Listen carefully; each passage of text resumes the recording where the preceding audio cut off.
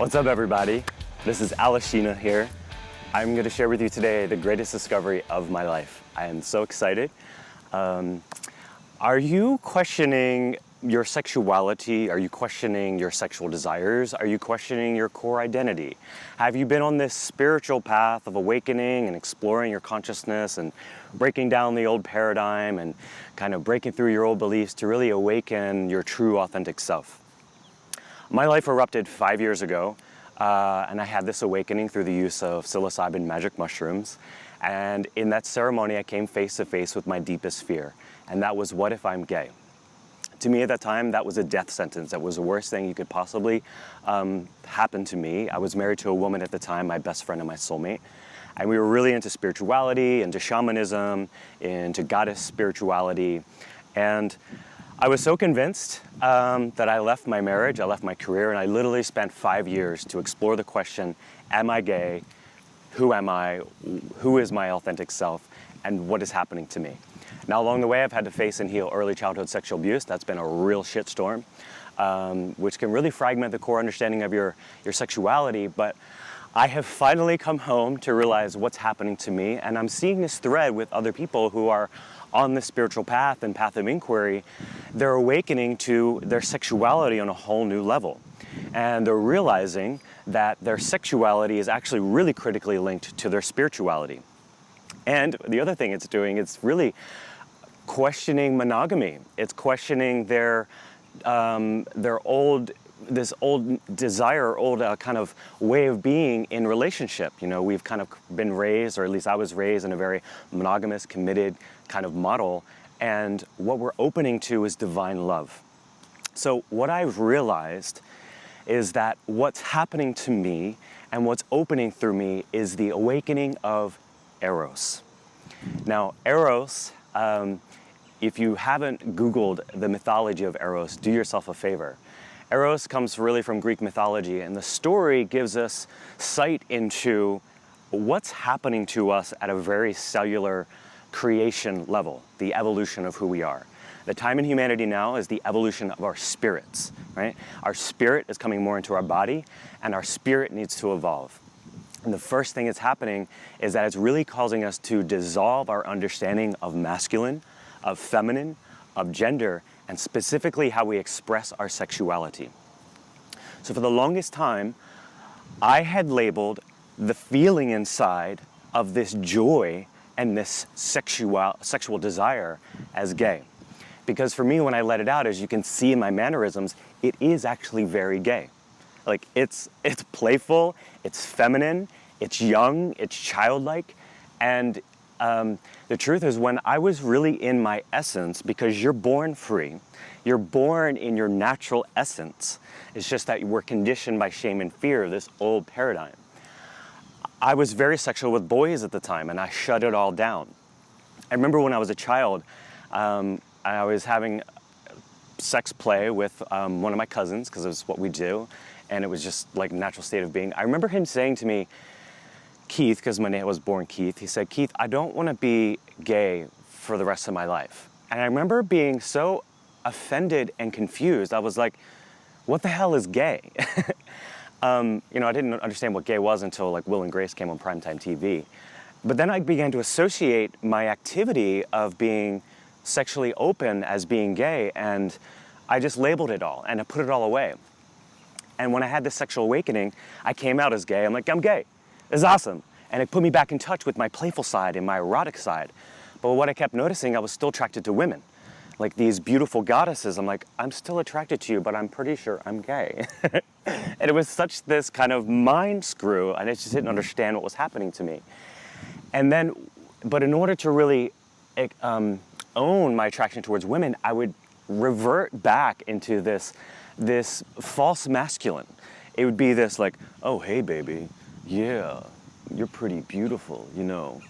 Yeah, what's up? And then when I would do that, I would lose all of my joy. I would lose all of this love and this essence and just this playfulness. And I haven't, for one, learned how to be in my gay energy, or really in my eros around women. And what I'm actually discovering is that this is the key to everything. So I'm noticing there are women that are contacting me, there are men that are contacting me, and there is this question of gay that's underlying the awakening, because the first thing you notice is you're attracted to the same sex. And it's really just the first piece, because what divine love is and what this reclaiming of the feminine is the fact that you actually want to connect with everyone. So if you're having this feeling of like, I think I might love everyone and I think I might want to fuck everyone, this is what's happening. It's not because you're gay, it's not because you're lesbian, it's not because you're queer. Like you can identify with any of those labels. And I went through this whole period, past 5 years of my life, I'm 38 years old now, of being gay, of being bisexual, and then claiming fluid. And I've had to come to realize that what's happening to me is a pure spiritual awakening. So eros is the driving force of the universe. Eros is known to be this primordial force that actually birthed the gods, right? This birthing of all of the divinity, of all the forces, of all the archetypal forces that exist today. Eros is believed to be just this archetypal energy it's before gender, it's before sexuality. It is the defiance of all of those labels, of all those definitions. Eros is born out of chaos, and Eros is believed to be the most handsome. There's a lot of beautiful stories in Greek mythology you can really check out that relate to Aphrodite and relate to Peter Pan, this really, really young puer eternus, or this eternal boy, this eternal girl energy. But this is what we're coming home to. We're remembering that we are children, and we gave up, when we left the garden, we gave up our right to be sexually adventurous with whoever we want to, because we were pushed into these molds. And I'm telling you that in order to be your full authentic self and to really come into the power that you're here to give this world, to create the things that you're here to create, will only come if you stop repressing your full sexual desires. Now, it doesn't mean you need to go fuck everyone. You may need to explore that, but the core of it is being in the full owning of the sexual energy that's coming through you. My life erupted in chaos, complete confusion, complete dismantling of my identity, complete dismantling of my life and my identity as I knew it. I had to really unplug from the matrix. And I went on this kind of the Persephone journey. I went on this deep underworld where I was like, who am I? And then you had to look at early childhood sexual abuse. I'm ending a lineage of many, many men who have had this erotic energy in them. And I'm the first one that gets to be out and get to experience the liberation. But what happens is when this energy is repressed, our true sexual nature, it comes out in shadow ways. Pedophiles, sex offenders, sexual addiction, sexual perversion, the distortion or the violation or the manipulation of our feminine essence, which is the longing just to create and just to be here and just to love. So if you're having this awakening, it's about your spirit coming fully back on board. It's about your spirit coming fully here to the earth to say, I'm ready to be a healer, I'm ready to be a creator, I'm ready to be a defector, and I'm ready to step into my destiny. Because to really step into why you're here and to create that, you're gonna need to break down a lot of barriers, and it comes by fully owning eros. There's a beautiful book that's just been released by one of my favorite spiritual teachers. He's been thrown under the bus because he's a radical and he's a brilliant, Mark Goffney. He's written a new book called A Return to Eros, a beautiful introduction by Barbara Marx Hubbard, another brilliant visionary. She's our elder. And if you haven't checked this book out or any of her teachings, please do yourself a favor. It's a transmission from these wisdom traditions that are awakening our true essence. We're literally shifting from our egos, our conditioned selves, which is really this old paradigm. And as I've learned, the thing that has set me free is I've learned how to awaken this eros within any human being and how to learn to use this eros to heal anything in your life. I've healed my sexual abuse, I've healed my depression, I've healed my addiction, I've healed my ignorance through learning how to reprogram my subconscious mind, which was programmed by the time you were age 6 or 7 years old, to go in and tell it to erupt with eros, to wash away all the old paradigm, to wash away all my old pain, to cleanse and transmute all my old toxic rage, my toxic shame, because that's at the core of all of this. We must transmute our guilt and our shame and all these feelings like something's wrong with us. And we allow this eros, we program our subconscious mind to erupt with it in every cell of our being. And when it begins to erupt in every cell of our being, it begins to wash away, and you release all that old stuff by cathartically facing it and releasing it, not by some spiritual bypassing and some Buddhist, like whatever, like just let it be. Like you have to fully feel it and own it and let it move through you. And in that, what eros is fire. Eros is pure fire of the earth. It is pure prana, pure beyond that. It's moving through you, and as you transmute it, it is converted. It transmutes and burns up your old psyche. It burns up your old belief system and transmutes it into the new ways of thinking. It transmutes it into divine love. You actually are uniting your own inner masculine and feminine. The divine union actually happens because right how we've been in this mind and our heart split. And in order to come back into, all of us have a split right here at our solar plexus between our heart and our sexuality. This split is this is literally where our subconscious mind is located. Our subconscious mind is physically located in our solar plexus and our third chakra, and you can learn how to wake it up and command it to heal you and awaken this eros. And when you clear out all the blockages that are in there, the sexual energy, the eros, comes rising up out of your sacral chakra and unites with your heart, and you come home to your inner beloved. This is the sacred union. This is the divine union. This is what we have been working for thousands and thousands of years. And we've been using different technologies of meditation and yoga and kundalini and all these things and all the plant medicines and the ayahuascas and the DMTs and everything to come home to this awakening right here, the embodiment of pure, erotic, sexual, embodied essence. This is who we are. Now, I can tell you in this moment in my life, I am not sexual with anyone. This doesn't require you to go be having sex. This requires you to fully open and own your sexual powers, your sexual, creative, sacred powers. And in that, it begins to awaken within every cell of your being. It's an activation that's happening. If you're listening right now, receive what you're receiving through my eyes, receive this energy that I'm giving you, because it is a transmission. It is a gift that I've been given, and it's something that I have earned by going through and healing some really, really dark, effed up stuff so that I can give this to the world. And if you want support in helping you, you can find me at alashina.com and sign up for a breakthrough session. I want to help people awaken and reprogram their subconscious mind, use the power of their subconscious mind. This is how Jesus healed, through the power of the mind. This is how he brought people, his whole teachings were about the sacred feminine. This is how he brought people back to the essence of the goddess in union, right, through him. It is through the power of our channel to direct spirit that we bring this forward. It is the embodiment of our freedom.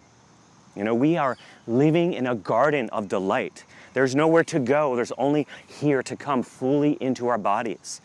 You know, and the first step it requires, you got to purify that temple. Like whatever addictions you have, whatever behaviors you have that are lowering your vibration, man, let me tell you how hard it's been to get alcohol out of my life. And I still love it from time to time, but I have used alcohol to lower my vibration because I was so addicted to this old way, and alcohol is so tied to my old paradigm. Not for everyone, I'm just saying the way I was relating to a lot of addictions, I was engaging in heavy energies that would just bring me back to a different vibration of thinking. It was bringing me back because I felt so comfortable in my conditioned mask, my conditioned masculine. And it felt comfortable. What I didn't realize is like there is just this redefinition of my masculinity and a redefinition of my femininity. And it's actually just the annihilation of it all, how I've understood it. Right? There's still great roadmaps we can use for feminine and masculine, which there's people on the spiritual path are so into the awakening of the divine feminine, you know, and the awakening of the conscious masculine. I'm telling you, it's actually all one. It's happening right now, and it's called eros. This is what it looks like. It looks like pure freedom. It looks like pure joy, and it doesn't need a definition. It needs to love. It needs to connect. It needs to be seen. That is the biggest thing. And so after you purify your temple, you begin reprogramming your subconscious mind to clear out all this gunk out of you. And then you need to surround yourself with a community of support and have a strong spiritual practice to keep purifying and raising your vibration and coming into alignment with this. It is a pure paradigm shift, and it's taken me 5 years because I've had to figure it out on my own, but it can happen very, very quickly with the proper support, and I want to help you. I want to take a moment and give a shout out to my dear soul sister, Jennifer Marie Young. She's been a dear medicine sister of mine. We've sat together in many healing ceremonies, and she's another yogi, and she has been like this key for me unlocking and really remembering and really figuring out that eros is part of this equation, because she's seen me go through my and then my friend Kim Moon, she calls me like Keith in a box. I had kind of been Keith in a box. Keith is out of the box now, and Keith is now Alashina. It's really my androgynous, my free nature, it's my spirit. And I just want to give a shout out to her, and she's doing great work. You can check her out at Jennifer Marie Young. So she's doing this beautiful goddess work. So if you want to connect to another woman who's really bringing this goddess conversation into the world and really has a great understanding of the mythology behind eros, and you can check her out. So I love you, sister. I'm so grateful for all those who have been patient with me through this process. And I have known there's been something huge that's wanted to come through me. And I'm so grateful for all the teachers. This is Alashina. I love you. If you want support in grounding and making this transition, you can find me at Alashina, ALISHINA.com. And you can click a link there to book a free breakthrough session with me. And I'll help you get clear on your path ahead. So, yeah, I love you so much. This is the absolute greatest discovery I've ever made in my life. I am now free to be who I am. I am free from anybody's labels. I'm free from anybody's definitions. Let me tell you, goddesses, Alashina is coming after you. Yes. And let me tell you, little fairy boys with your little underwear on, I'm coming after you too. I'm not afraid of anything. I'm so clear who I am. I'm so clear what I want. I have no fear or shame about it, and I'm ready to celebrate it with sacred approach, with integrity, and fully owning who I am, right? This is about worshiping each other from a place of divinity and seeing each other. We are coming home to our garden. Well, I'm gonna be set free.